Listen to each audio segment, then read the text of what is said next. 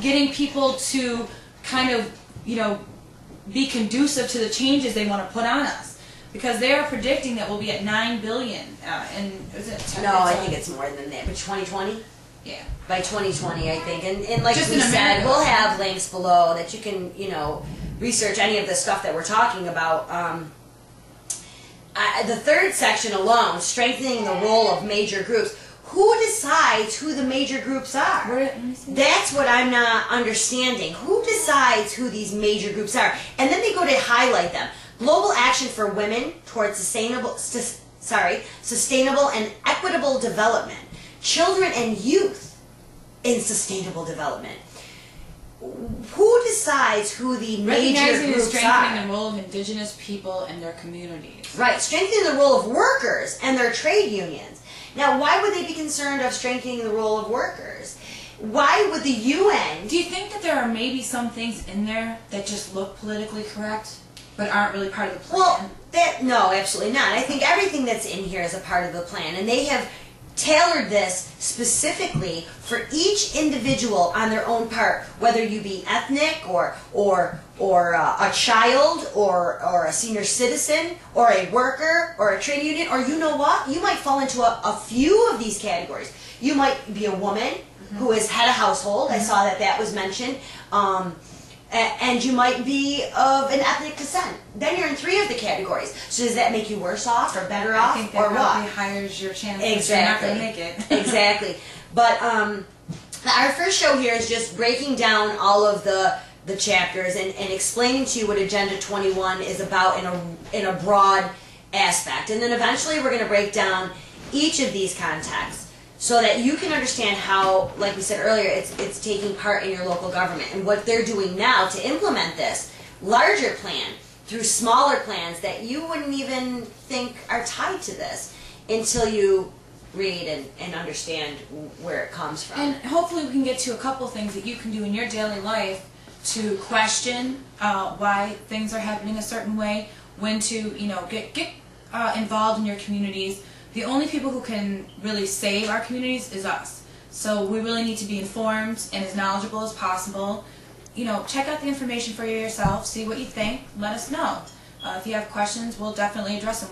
There's nothing we love more than figuring out how this is all being put into implementation. And so we're nerdy like that and we love it. She's nerdy like that. I'm not so nerdy.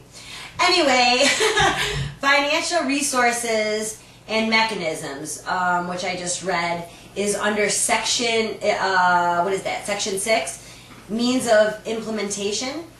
That's actually 4, sorry. Means of implementation. And the first thing there is financial resources and mechanisms. So their means of implementing the plan, to me, is what it sounds, will have to do with financial resources and mechanisms. Now, I don't know about you, but I would be very concerned about the UN worrying about my financial resources as a United States citizen. I don't understand, first of all, why we're even involved with other countries. I feel that we should really take care of home before we start worrying about other issues. And if we, in fact, are implementing this plan in the United States and are being a part of this, I'm not understanding how that ties into our civil liberties at all. There is actually no connection to the current civil liberties that we are promised and what this plan entails. Well, isn't this in fact this plan taking away most of our liberties? Isn't that what? Well, they're implying in this plan that they know better than we do. So they're going to basically have to tell us what to do. It's socialism in all its 1984 glory. So that's what you get from this plan. The answer to 1776 is 1984. If you haven't seen that movie, check it out because that they know better than us. Right. They're basically saying that we don't know how to sustain ourselves on the earth and we're going to need help. And they're going to give us the kind of help that they think we need. Because we're going to beg them for help and they're going to give it to us. And this is the form in which they're going to give it to us. Okay, so basically they want this Agenda 21 is a global partnership. They want a global partnership, okay, between all of or any of the countries so that they can eventually have one currency, right? A one currency, and the New World Order. That's how they are trying to basically start the New World Order, or if it's already started. This is their agenda. So Agenda 21 also addresses preparing the world for challenges of the next century, which I think is very interesting. Because how does that affect political commitment when you talk about that, especially right now when politics is driven by big corporations? How can they tie that into this agenda when corporation doesn't even belong in politics? Well, one of the biggest corporations involved with them is Ikely. So Okay. if you go in now, how I found out about Ikely was I forget her name. She's got an incredible video. She was actually an appraiser of land in California, and in trying to help protect somebody from eminent domain, she came up against this company that she traced down to local sustainable development, and she goes through that process. And well, I don't know if you're familiar, but we just had that happen in our own area, right? Where they took someone's you have to understand too, the the creation of eminent domain was under the idea that people wouldn't want to give up their homes when it was absolutely necessary for like a road or traffic or a school or a hospital, things of that nature, things of public use. That was the context in which eminent domain was created.